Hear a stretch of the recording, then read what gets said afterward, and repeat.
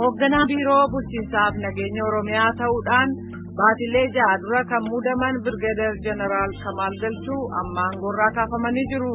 Sababa aangoorraa kaafamuu isaanii kan ilaaleen qaama mootummaa Oromiyaa irra deddeebi'ee argachuuf carraaqqiin godhe milkoofnee jetti oduu gabaastuun keenya Tsahaay Daamxoo kuno.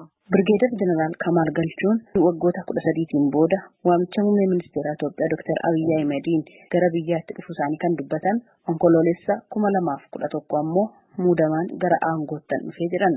Hoogganaa biiroo nageenyaaf bulchiinsaa ta'ee baatii ja'aaf erga hojjeteen booda amma aangoorraa ka'eeraa jechuun raadiyoo sagalee Ameerikaatti himan. Dr. Warqinaan waajjira isaatiin nawaamee kan hojii hojjettu barbaannaa akka hojiirra nu gargaartu barbaannaa yaada jedhu naa dhiyeessanii yaadni kun immoo akkuma paartiittis akkuma mootummaattis yaada jiru garaagarummaan keenya akkuma jiru ta'ee walabummaan paartii qabdaniif qabsoo gootanillee akkuma jiru ta'ee tajaajila uummataa irratti hojii nagaa irratti gargaarnu barbaannaa waan kana hojjetu waamicha naa godhanii qaamaan Prime Ministerichi waajjira masaraa mootummaa fi pirezidaantii Lammaallee bakka jirutti namoota lama kabraa wajjin bakka sanii argamnee Lammaa wajjin waan kana haasofnee nagaa naannoo kanarratti akka isaan gargaaruu qabnu nu kaasee san fudhadhee anis guyyaa biraa immoo Lammaan waajjira nawaamee bulchiinsaaf nageenya biiroo gaafatamaa ta'ee ramadamuu kiyyanaa himee san booda hojii kana eegalee. Birgeedar Jeneraal Kamaal Galchuun yeroo gara biyyaatti akka galuuf waamichi nuuf taasisame waltaanee jijjiiramaaf ce'umsa kana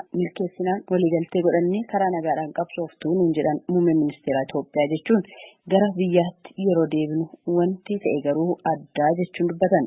Erga biyyatti galle immoo haasofni alatti waadaa galame sun hundumtuu tokkochuun taane san booda gaafatamaa jaalaa Dr. Warqinee wajjin waajjira isaatitti akkuma dhaabaatiin nuwaamee Prime Ministerichis dhaaba isaanis mootummas bakka bu'ee wanti waliin mallatteessan hin jiru kanaaf karaa nagaatiin qabsaa'aa wabiin keessan uummata kanaaf qabsoo karaa nagaa itti geggeessuu dandeettu keessanii qabsoo keessanii jedhu wanti ala jedhame sun haalameetti bifa kanaan jijjiiramee nuti karaa barbaannu nagaan qabsaa'uu eega danda'ame mootummaan qabsoo karaa nagaatitti eega gufuu hin taane wanti sarara barbaannu hin jiru jennee karaa hojii jarmaa keenyaatti fuulleffannee deemaa turre.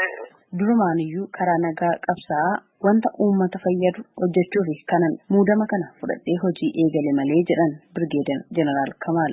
Waa lama tokko ODP ta'eetii miti yookiin immoo paartii biyya gadhiisee qabsootti jiru gadhiisee miti jalqabumarraa lammaffaa akkaataan maal itti jalqabatti haasofnee irra xumuraatti hin deemne iyyuu rakkoo akkasii haala qabu keessatti garuu immoo wanti guddaan qophiin akkasii nagaa hojii hojjechuudhaaf wal gargaaruu irratti ka'amanan ta'e paartiin kun yaada jijjiirraa ta'aa amantaa jedhuun waan kanatti seennee yaaluu fi jalqabumarraa hojii kana eegalle jechuu danda'ama. Turtii baatii ja'a keessatti gama nageenyaatiin hojii jajjabeessaa hojjedheera. Garuu aangawoota mootummaa naannoo Oromiyaa waliin wal argee mari'achuun ulfaataa ture jedhu Birgeedar Jeneraal Kamaal Galchuun. Mootummaa keessa rakkoon jiru qunnamtii kan jedhamu qaamni silaa wajjin hojjechuu qabdu argattee yeroo wajjin mari'achuu qabdu hojii hojjechuu qabdu yaada wal jijjiirachuu qabdu argachuu hin dandeettu bilbilan kaasanii beellaman kabajanii umuyyada irratti uummata Oromootii fi garrii gidduutti deemee yaadata uummanni keenya yeroo baay'ee lola deemaa ture walitti bu'iinsa olloota keenyaa keessaa inni guddaanii fi hamaan waggaa dheeraa deemaa ture isa walitti bu'iinsi lolaa osoo deemaa jiru bakka sanitti argamee mootummaa Sumaalee irraa warra bakka bu'anis karaa Oromootiinis dhugaa dubbachuudhaaf akkaaga naannoo Sumaalee caalaa kan Oromoo keessa jiru hedduu rakkisaa ture. Maaliif uummataa fi caasaa mootummaa addaan baastee itti gaafatama isaanii turreessanii rakkoo uummataa kan akkaataa itti furamuu qabu beekuu fi kanarra hojjechuunis waan ture miti mootummaan ol jiru waan kanarraa fagoo jira. Caasaan gadi jiru zoon irraa jalqabee kan jiru immoo uummata wajjin biddaaf rakkoo san keessa jira namni furmaata kennuuf hin jiru akkana wal lolaatu wal fikiinsatu gaamee kadeemaa ture. Uummata kana walitti qabanii karaa biraatiin immoo warra naannoo Sumaalee kana walitti qabanii marii gamaa gamanatti deemuu irratti suduudhaan ofii kiyyaa itti deddeebi'ee jechuudha. Odoo lolli jirurraa ka'ee naannoo sanitti uummanni walitti araaramee waltajjiin araaraallee qophaa'ee duuti naannoo sanii gabaabbatee dhaabbatee jechuudha. Tattaafii rakkoo kana furuu keessatti nuti goone waggaa 27 keessatti nama rakkoo keenya akka rakkoo ofiitti fudhatee nuu jira akkatee nuu fure jiranii galateeffatanii dhalaa barreessaa waajjira pirezidaantii jiraachuu uummanni jiru rakkoo bakka biraa jirullee kan qaamaan dhaquun akka cinaaksan akka baabbileedhaa caasaa mootummaa kana keessaa kan galle gochuu keessatti qooda guddaa kennaa ture gargaarsa guddaa kennaa ture. Sababni ittiin aangoorraa kaafame osoo natti hin himamiin osoo nan mariisiin hojiirraa ka'uun koo xalayaadhaan naaf kennamee jedhu Birgeedar Jeneraal Kamaal Galchuun. Xalayaa kana barreesse pirezidaantii lammaadhaa mallattoo isaatiin naa dhufe xalayaani.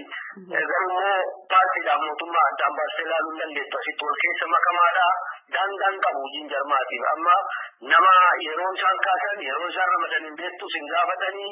Dhimma hojiirraa kaafamuu Birgeedar Jeneraal Kamaal Galchuu ilaalchisuudhaan yaada akka nuu kennaniif waajjira paartii Dimokiraataa Oromootti bilbilee dubbii himaa waajjirichaa obbo Taayyee Danda'aa argannee isaanis gara waajjira dhimmoota kominikeeshinii mootummaa naannoo Oromiyaatti nu qajeelchan.